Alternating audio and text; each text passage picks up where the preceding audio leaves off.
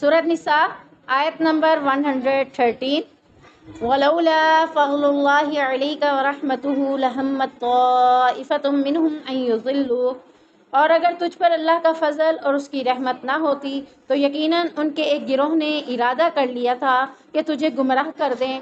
وَمَا يُضِلُّونَ إِلَّا أَنفُسَهُمْ وَمَا يَضُرُّونَكَ مِن شَيْءٍ، حالانکہ وہ اپنے سوا کسی کو گمراہ نہیں کر رہے تھے اور تجھے کچھ نقصان نہیں پہنچا رہے تھے۔ وَأَنزَلَ اللَّهُ عَلَيْكَ الْكِتَابَ وَالْحِكْمَةَ وَعَلَّمَكَ مَا لَمْ تَكُنْ تَعْلَمْ، اور اللہ نے تجھ پر کتاب اور حکمت نازل فرمائی اور وہ علم سکھایا جو تو نہیں جانتا تھا۔ وَكَانَ فَضْلُ اللَّهِ عَلَيْكَ عَظِيمًا، اور اللہ تعالیٰ ہمیشہ سے بہت بڑا ہے فضل میں۔ پیچھے ہم پڑھ رہے تھے کہ دو لوگ اگر اپنا معاملہ لے کر آتے ہیں تو ان کے درمیان فیصلہ کرنے کے حوالے سے بات چل رہی تھی، تو اس آیت میں بھی اسی حوالے سے بات ہو رہی ہے کہ اللہ تعالیٰ کا فضل اور اس کی رحمت کی بات ہو رہی ہے جو کہ نبی کریم صلی اللہ علیہ وسلم پر اللہ تعالیٰ نے کیا تھا۔ کون سا فضل کیا تھا؟ اللہ تبارک و تعالیٰ کا فضل اور رحمت یہ تھی کہ اللہ تعالیٰ نے بذریعہ وحی نبی کریم صلی اللہ علیہ وسلم کو بتا دیا تھا کہ آپ جو فیصلہ کر رہے ہیں وہ فیصلہ ٹھیک نہیں ہے۔ کیوں ٹھیک نہیں ہے؟ کیونکہ دونوں گروہوں نے اپنی معاملات جب نبی کریم صلی اللہ علیہ وسلم کے سامنے رکھے تو ایک گروہ جو کہ گمراہ کرنا چاہتا تھا، گمراہ سے مراد یہ ہے کہ وہ اپنی چرب زبانی سے یا اپنے طرح طرح کی باتوں سے نبی کریم صلی اللہ علیہ وسلم کو گمراہ کرنا چاہتا تھا، سیدھے راستے سے بھٹکانا چاہتا تھا۔ مقصد یہ تھا کہ یہ صحیح فیصلہ نہ کریں بلکہ غلط فیصلہ کر دیں۔ تو اللہ تعالیٰ کہتے ہیں کہ قریب تھا کہ تو ان کی باتوں میں آ کر غلط فیصلہ کر دیتا، لیکن اللہ تعالیٰ نے فضل کیا اور اپنی رحمت کی کہ تجھے بذریعہ وحی بتا دیا کہ یہ جو تو فیصلہ کرنے کا ارادہ رکھتا ہے یہ فیصلہ صحیح نہیں ہے۔ کیوں؟ کیونکہ ان میں سے ایک گروہ تجھے گمراہ کرنا چاہتا ہے۔ اب گمراہ کرنے کے نتائج کیا تھے؟ یعنی یہ کیوں چاہتے تھے گمراہ کرنے کے لیے؟ اللہ تبارک و تعالیٰ فرماتے ہیں کہ یہ تمہیں گمراہ اس لیے کرنا چاہتے تھے کہ اس کے نتیجے یہ تھے کہ مجرم بچ جاتا اور بے قصور قصوروار ٹھہرایا جاتا۔ یعنی دو فریقوں میں جب معاملہ چل رہا تھا، ایک فریق جو کہ قصوروار بھی تھا لیکن اپنی زبانوں سے ایسے ایسے دلیلیں اور باتیں کی اس نے کہ اپنے آپ کو قصوروار ہوتے ہوئے بھی اس نے بچا لیا، اپنے آپ کو مجرم ہوتے ہوئے بھی بچا لیا اور بے قصور کو قصوروار ٹھہرا دیا۔ تو اللہ تبارک و تعالیٰ فرماتے ہیں اس سے کیا ہوتا؟ معاشرے میں اس کے نتائج بڑے ہی عجیب طریقے سے نکلتے۔ وہ یہ کہ عوام الناس کی نظروں میں مسلمانوں کی جو امیش تھی، مسلمانوں کا جو مقام تھا وہ گر جاتا کہ مسلمانوں کو دیکھو کہ اب یہ بھی فیصلے صحیح نہیں کرتے۔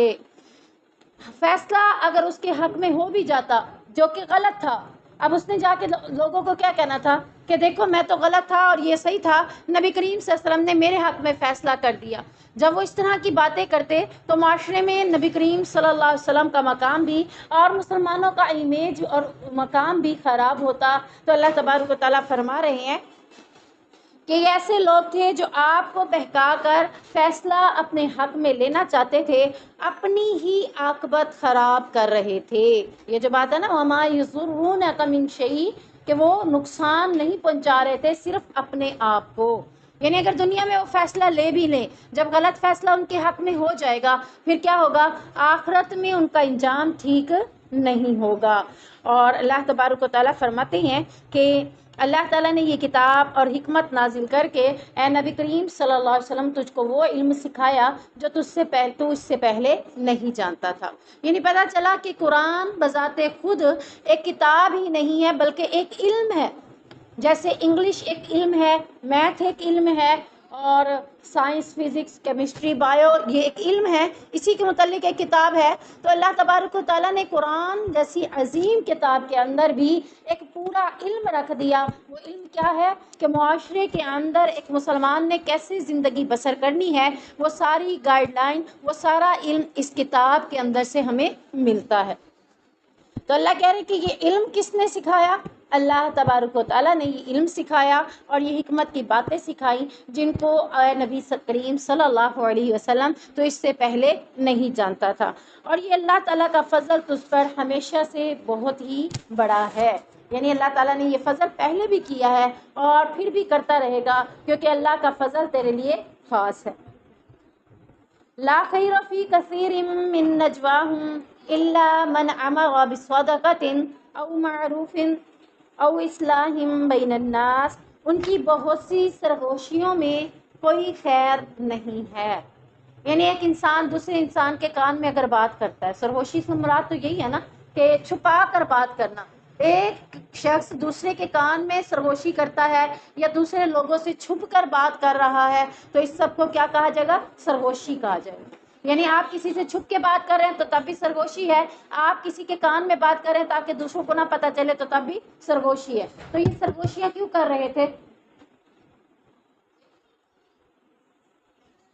یہ سرگوشیوں کے حوالے سے بات کیوں ہو رہی ہے کہ یہ لوگ، اللہ تبارک و تعالیٰ کہتے ہیں کہ یہ جو آپس میں سرگوشیاں کرتے ہیں ان میں کوئی خیر کی باتیں نہیں ہوتی، بلکہ یہ جو چھپ چھپ کر باتیں ہوتی ہیں ان میں کوئی خیر کی بات تھوڑا ہوگی۔ خیر کی بات ہو تو پھر تو سب کو بتائی جائے، اگر یہ چھپ چھپ کی بات ہو رہی ہے تو اس میں کوئی خیر نہیں ہے۔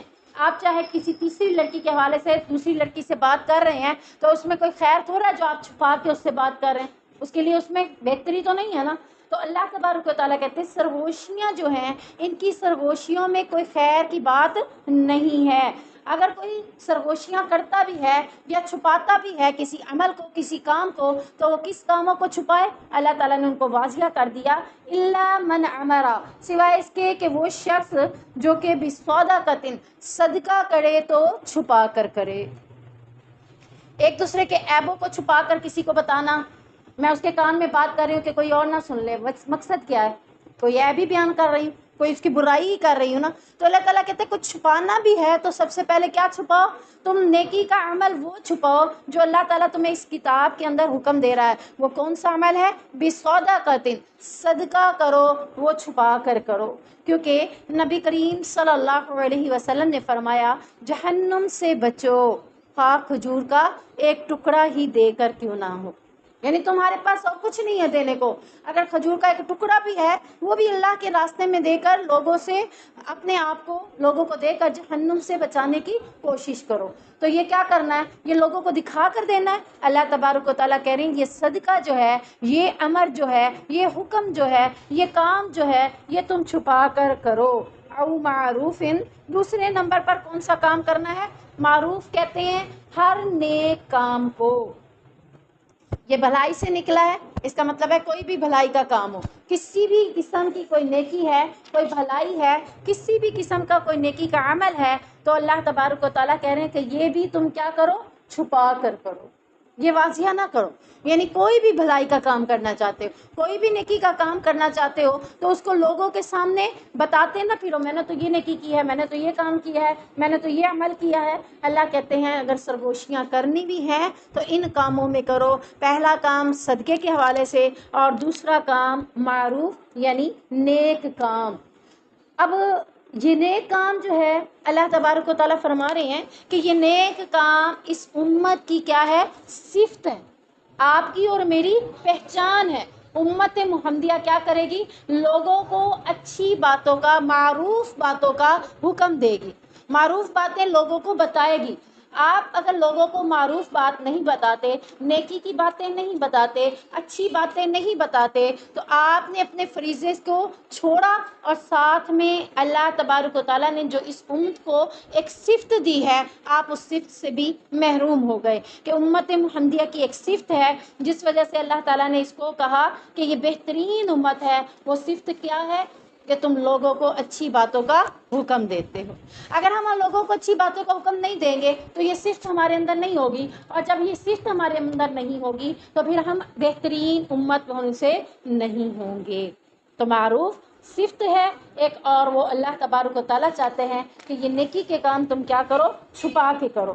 اور تیسری چیز او اصلاحم بین الناس، لوگوں میں اصلاح کرنی ہو، کسی قسم کے اختلافات کو ختم کرنا ہو، لوگوں کے درمیان صلح کروانی ہو، تو یہ بھی نیکی کا کام ہے، ثواب کا کام ہے۔ یہ بھی لوگوں سے چھپا کر کرو، لوگوں کو بتانے کی ضرورت نہیں ہے میں نے تو ان دو فریقین میں صلح کروا دی۔ اللہ کہتے ہیں سرگوشیاں کرنی ہے، چھپانا ہے تو ان کاموں کو چھپاؤ، جبکہ شروع آیت میں جو بات ہو رہی ہے کہ یہ سرگوشیاں کرتے ہیں تو یہ کن کے متعلق ہے؟ منافق کے متعلق۔ منافق کیا کرتے تھے؟ آدھی آدھی راتوں کو بیٹھ کر ایسے پلاننگیں کرتے تھے مسلمانوں کو تکلیفیں دینے کے لیے، مسلمانوں کو طرح طرح کے نقصان پہنچانے کے لیے۔ وہ بیٹھ کر رات کو آپس میں سرگوشیاں کرتے تھے، چھپ کر لوگوں سے باتیں کرتے تھے کہ مسلمانوں کا نقصان کیسے کرنا ہے، مسلمانوں کو تکلیف کیسے دینی ہے۔ تو اللہ تبارک و تعالیٰ نے فرمایا اس سے بہتر تو یہ عمل ہے کہ تم لوگوں سے نیکیوں کو چھپا کر کرو۔ سرگوشیاں کرتے ہو تو نیکیوں کے حوالے سے کرو، اگر کسی کا مشورہ دینا ہے، کوئی صدقہ کرنا ہے، کوئی اچھی نیکی کا بات کرنی ہے تو یہ کام تم چھپا کر کرو۔ اور اگر لوگوں میں صلح کرنی ہے، اصلاح کرنی ہے، لوگوں کے درمیان لڑائی جھگڑا کرنا ہے تو اس کے حوالے سے مختلف احادیث میں ہمیں مختلف اختیارات بھی دیے جا رہے ہیں۔ وہ کون سے اختیارات ہیں جو ہم کسی کی لڑائی جھگڑے میں صلح کرواتے وقت کروا سکتے ہیں؟ سب سے پہلے ہم حدیث دیکھتے ہیں، ام کلثوم رضی اللہ تعالیٰ عنہا بیان کرتی ہیں، میں نے سنا رسول اللہ صلی اللہ علیہ وسلم فرماتے تھے وہ شخص جھوٹا نہیں ہے جو لوگوں کے درمیان صلح کرانے کی کوشش کرتا ہے۔ یعنی صلح کرواتے ہوئے جھوٹا نہیں ہے۔ اس کی بات کیا آتی ہے؟ یعنی اگر وہ دو میاں بیوی میں صلح کروا رہا ہے یا دو بہنوں میں صلح کروا رہا ہے تو ایک بہن کو جا کے کہتا ہے تیری بہن تو تیرے بارے میں ایسا سوچتی ہے، جبکہ وہ کیا کر رہا ہے؟ جھوٹ بول رہا ہے۔ اس کی بہن ایسا نہیں کر رہی یا اس کے اندر وہ بات نہیں ہے، وہ صرف بہنوں میں صلح کروانے کے لیے جھوٹ بول رہا ہے۔ تو اللہ کے نبی کیا فرما رہے ہیں؟ وہ شخص جھوٹا نہیں ہے۔ صلح کرواتے وقت اگر جھوٹ بول لیا جائے تو وہ جھوٹا شخص نہیں کہلایا جائے گا، بلکہ اللہ نے اختیار دے دیا ہے کہ کسی لڑائی جھگڑے کے درمیان دو لوگوں میں صلح کروانا چاہو، دو فریقوں میں صلح کروانا چاہو تو تمہیں اگر جھوٹ بھی بولنا پڑے تو تم جھوٹ بول کر صلح کروا سکتے ہو۔ اور پھر اس کے حوالے سے مزید حدیث کے اندر آتا ہے بس وہ اس کام کے لیے کسی اچھی بات کی چغلی کھاتا ہے یا کہ اسی سلسلے کی اور کوئی اور اچھی بات کہتا ہے تو اس کے پاس اختیارات ہیں۔ کیا کر سکتا ہے؟ چغلی بھی کھا سکتا ہے، جھوٹ بھی بول سکتا ہے، یا پھر کوئی اور اچھی بات بھی کرنا چاہے تو کر سکتا ہے۔ مقصد کیا ہے؟ دونوں لوگوں میں جھگڑا ختم ہو کر ان دونوں میں کیا ہو جائے؟ صلح ہو جائے۔ اب صلح کے لیے آپ کو جھوٹ بولنے کی بھی اجازت ہے، صلح کے لیے اگر چغلی کھانی پڑے تو وہ بھی کر سکتے ہیں، صلح کے لیے کوئی اور بات بھی آپ کے ذہن میں آتی ہے تو وہ آپ کر سکتے ہیں، لیکن اصل مقصد آپ کا کیا ہے؟ نیکی۔ اصل مقصد کیا ہے؟ نیکی۔ کیا آپ دو لوگوں میں جھگڑا ہو گیا ہے، اب ایک مسلمان دوسرے مسلمان سے کتنے دن تک ناراض رہ سکتا ہے؟ صرف 3 دن تک۔ اگر وہ 3 دن کی لمٹ کو کراس کر لیتا ہے، 3 دن تک وہ بات چیت نہیں کرتا تو وہ پھر مسلمان کے دائرے سے نکل جاتا ہے۔ یعنی آپ کی فیملی میں اگر کوئی لڑائی ہو جاتی ہے، پہلے تو 3 دن تک کا انتظار نہیں کرنا، کیا پتہ زندگی ہے کہ نہیں ہے 3 دن تک ہے ہمارے پاس زندگی، ہم کہے اچھا چلو کل صلح کر لوں گی، پرسوں کر لوں گی، نہیں، صلح کے لیے کیا کرنا ہے؟ زندگی میں ہی صلح کرنی ہے۔ تو پھر اس کے لیے بہترین آپشن کیا ہے؟ آپ لڑائی جھگڑا کر کے جب اس محفل کو چھوڑنے لگے ہو تو صلح بھی کر کے اٹھو۔ پتہ نہیں ہے نا کہ اس محفل کے بعد جب ہم جائیں گے تو زندہ بچتے ہیں کہ نہیں بچتے، معاملات خراب ہو گئے ہیں تو کوئی بات نہیں، لیکن اس کے بعد کیا کر لیں؟ صلح کر لیں۔ تو یہ بہترین آپشن ہے، لیکن اگر آپ نہیں کرتے تو آپ کے پاس کب تک اتھارٹی ہے؟ 3 دن تک ایک مسلمان دوسرے مسلمان سے بات چیت روک سکتا ہے، تیسرے دن کے بعد بھی اگر وہ بات چیت نہیں کرتا تو اسلام کے دائرے سے بھی نکال دیا جاتا ہے۔ تو اللہ تعالیٰ ہمیں سمجھنے کی توفیق دے۔ تو اس کے علاوہ دوسری حدیث میں آتا ہے کہ سیدہ عائشہ بیان کرتی ہیں کہ رسول اللہ صلی اللہ علیہ وسلم نے دروازے پر 2 جھگڑنے والوں کی آوازیں اونچی ہو گئیں، ان میں سے ایک دوسرے سے قرض میں کمی اور کچھ نرمی کا مطالبہ کر رہا تھا۔ یعنی لڑائی ہوئی کس بات پہ؟ دونوں کی آوازیں بلند کیسے ہوئیں؟ ایک نے رقم لی تھی دوسرے سے. اب دوسرا کہہ رہا ہے تمہاری رقم لینے کی مدت ختم ہو چکی ہے، اب تم مجھے اپنی میری رقم واپس کر دو. وہ کہتا ہے کہ رقم تو واپس ابھی نہیں کر سکتا، تم یا تو مجھے مہلت دے دو یا پھر قرض میں کچھ کمی کر دو. نہ وہ قرض میں کمی کرنا چاہتا تھا، نہ ہی وہ مہلت دینا چاہتا تھا. تو میں ہوتے ہوتے بات اونچی ہوتی گئی. جھگڑے کی آواز نبی کریم صلی اللہ علیہ وسلم تک بھی پہنچی، اور آپ صلی اللہ علیہ وسلم کہتے ہیں کہ میں نے سنا کہ ایک شخص کہہ رہا تھا کہ قرض میں کمی کر دو یا مہلت دے دو، جبکہ دوسرا شخص کہہ رہا تھا اللہ کی قسم میں یہ نہیں کروں گا، یا نہ میں قرض میں کمی کروں گا نہ میں تجھے مہلت اور دیتا ہوں. تو آپ صلی اللہ علیہ وسلم باہر نکلے اور پوچھا وہ شخص کہاں ہے جو قسم کھا رہا تھا کہ وہ نیکی نہیں کرے گا. اب آپ دیکھیں یہ بھی نیکی ہے. اب وہ نیکی کرنے سے منع کر رہا تھا، حالانکہ نیکی کرنے سے منع کرنا چاہیے اپنے آپ کو کہ میں یہ نیکی نہیں کرتا. کہہ سکتے ہیں کوئی کہہ رہا ہے میں نماز پڑھ لو، میں نہیں نماز پڑھتا، میں یہ نیکی نہیں کرتا. اگر وہ کہتا ہے تو وہ تو غلط بات کر رہا ہے. تو جب کسی کو پتہ چل جائے کہ یہ نیکی ہے تو اسے وہ نیکی کرنی چاہیے. تو نیکی کرنے کے لیے کیا ہے؟ اللہ کے نبی نے فرمایا تم قسم کھا رہے ہو کہ نہ میں مہلت دوں گا نہ ہی میں قرض میں کمی کروں گا، حالانکہ اگر تم ان دونوں کاموں میں سے کچھ بھی کر لو تو یہ تمہارے لیے کیا ہو جائے گا؟ نیکی ہو جائے گی. تم نیکی کے اوپر قسم کھا رہے ہو کہ میں نیکی نہیں کروں گا.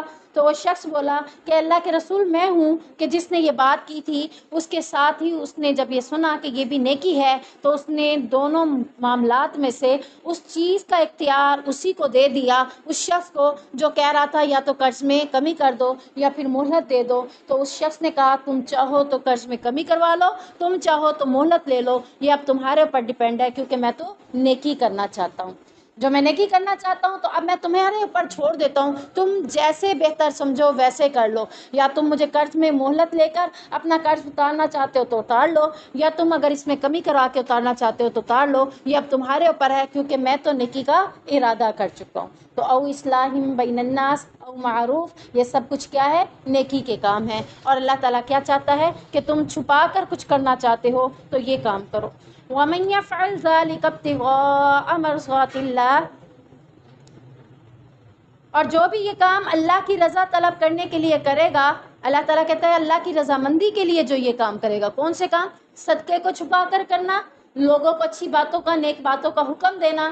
تیسرا، لوگوں میں لڑائی جھگڑا ہے اس کو ختم کرنے کے لیے لوگوں میں اصلاح کر دینا. اللہ تعالیٰ کہتا ہے جو بھی یہ کام اللہ کی رضامندی کے لیے کرے گا، اس میں اس کا دنیا کا کوئی معاملہ نہیں ہے، وہ دنیا کی کوئی طلب نہیں رکھ رہا، وہ یہ چاہ رہا ہے کہ اس کا اجر میں کس سے لوں گا؟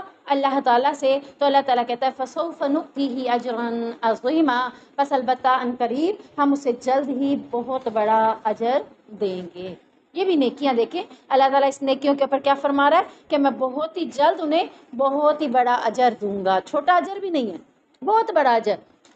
دیکھ صدقہ کرنے پہ بھی بہت بڑا اجر ہے، اچھی بات کا حکم دینے پر بھی بہت بڑا اجر ہے، اور اس کے ساتھ ساتھ لوگوں میں لڑائی جھگڑا ختم کروانے پر بھی بہت بڑا اجر اللہ تعالیٰ خوشخبری سنا رہا ہے.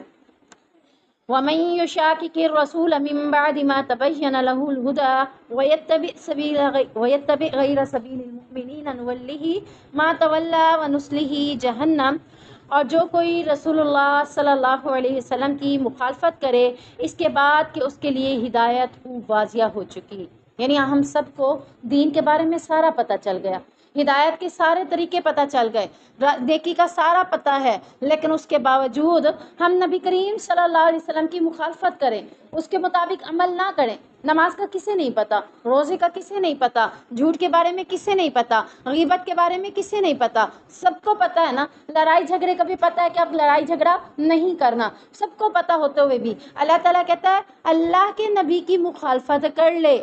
ہدایت کا پتہ ہے کہ یہ ہدایت ہے، لیکن اس کے الٹ چل رہا ہے، وہ اس کی مخالفت کر رہا ہے. نہیں میں تو نماز نہیں پڑھوں گا، میں تو روزے نہیں رکھوں گا، میں جھوٹ کو بھی نہیں چھوڑوں گا، میں لڑائی جھگڑے کو بھی نہیں چھوڑوں گا، میں یہ سارے کام کروں گا. تو یہ پھر کریں گے تو پھر اس کے مقابلے میں ہم کیا کریں؟ نبی کریم صلی اللہ علیہ وسلم کی مخالفت کر رہے ہیں. اور اللہ تعالیٰ فرما رہے ہیں جو کوئی بھی نبی کریم صلی اللہ علیہ وسلم کی مخالفت کرے گا اس کے بعد کہ اسے ساری باتوں کی حقیقت معلوم ہو چکی ہے، اور پھر اللہ تعالیٰ کہہ رہے ہیں وَيَتَّبِعْ غَيْرَ سَبِيلِ الْمُؤْمِنِينَ نُوَلِّهِ مَا تَوَلَّىٰ وَنُصْلِهِ جَهَنَّمَ، اور مومنوں کے راستے کے سوا کسی اور کی پیروی کرے تو ہم اس کو اسی طرف پھیر دیں گے اور اس کا ٹھکانہ پھر جہنم ہوگا. یعنی آپ اگر سیدھے راستے پہ آنا ہی نہیں چاہتے، اللہ تعالیٰ کہتا ہے جب آپ کو بتا دیا گیا کہ سیدھا راستہ یہی ہے اور اس کے باوجود آپ سیدھے راستے پر نہیں آنا چاہتے، تو اللہ تعالیٰ کہتے ہیں پھر میں اس کو اسی راستے کی طرف گامزن کر دیتا ہوں جس راستے کی طرف وہ چلنا چاہتا ہے۔ دو ہی راستے ہیں نا، ایک جنت کا راستہ ہے اور ایک جہنم کا۔ ہمارے اوپر ڈیپینڈ کرتا ہے، ہمیں جنت میں جانے والا سارا راستہ پتہ ہے کہ ہم نے کیا کیا کرنا ہے، پتہ ہے نا، اور ہمیں پتہ ہے کہ اگر ہم یہ سارے کام نہیں کریں گے تو دوسرا راستہ جہنم کی طرف جائیں گے۔ تو اللہ تعالیٰ کہتا ہے جب کوئی شخص ہدایت کو پانے کے باوجود بھی نبی کریم صلی اللہ علیہ وسلم کے الٹ چلتا ہے، نبی کے بتائے ہوئے طریقے پر نہیں چلتا، تو وہ جس راستے کا انتخاب کرتا ہے اللہ اسے اسی راستے کی طرف پھیر دیتا ہے، اور پھر وہ راستہ جو مخالفت کا ہے وہ اس کے لیے جہنم ہے، اور جہنم کے علاوہ اس کے لیے وساعت مصیرہ، بری ہے جگہ اس کے لیے لوٹنے والی۔ اب یہاں پر اللہ تبارک و تعالیٰ نے واضح لفظوں میں ہمیں یہ ساری بات سمجھا دی ہے کہ ہدایت اور گمراہی، دو آپشن ہے ہمارے پاس، جنت اور جہنم۔ میں چاہوں تو جنت میں چلوں، جنت والے راستے پر ہدایت لے کر، میں چاہوں تو گمراہ ہو کر جہنم والے راستے پر چلوں۔ جس راستے پہ میں چلوں گی اللہ مجھے اسی راستے پہ چلا دے گا۔ مقصد کیا ہے؟ اللہ میرے اسی راستے کی طرف میرے لیے رہنمائی کر دے گا، میرا ساتھ دے گا۔ اگر میں نیکی کے راستے پر چلتی ہوں، مشکلات آتی ہیں، تکلیفیں آتی ہیں، پریشانیاں آتی ہیں، تو اللہ تعالیٰ اس راستے میں میرا ساتھ دے گا، اور اگر میں اس راستے پر نہیں چلتی، غلط راستے پر چلتی ہوں، تو اللہ تبارک و تعالیٰ کہتا ہے میں پھر اس کو اسی راستے پر پھیر دیتا ہوں، اور وہ راستہ اس کے لیے جہنم کے سوا کوئی نہیں ہے۔ تو ہمارے اوپر ڈیپینڈ ہے، اب ہم یہ نہیں کہہ سکتے کہ میری تقدیر میں جنت لکھی ہے یا جہنم لکھی ہے۔ اللہ تعالیٰ نے کہا جو شخص جو راستہ اختیار کر لے گا اسی راستے کی طرف جائے گا۔ آپ میں سے ایک کہتی ہے میں نے خالہ کے گھر جانا ہے، ایک کہتی ہے میں نے چچی کے گھر جانا ہے، کوئی پھیر سکتا ہے آپ کو؟ آخرکار آپ جس راستے کا انتخاب کرتی ہیں اسی راستے پہ ہی چلیں گے نا۔ اب آپ کے اوپر ہے، آپ چاہے جنت میں جانا چاہیں، آپ چاہے جہنم میں جانا چاہیں، اللہ تعالیٰ آپ کو اسی راستے کی طرف پھیر دے گا۔ اللہ سے دعا ہے کہ اللہ تعالیٰ ہمیں جنت والے راستے کی طرف پھیر دے اور جنت والے راستے کی طرف چلنے کی توفیق عطا فرمائے، اور ہمیں ہدایت کا راستہ چننے کی توفیق دے، اور ہدایت کو پانے کے بعد اللہ رب العزت ہمیں اپنی رضامندی دے کر جنت الفردوس میں داخلہ نصیب فرما دے۔ سبحانک اللہم و بحمدک، اشہد ان لا الہ الا انت، استغفرک و اتوب الیک۔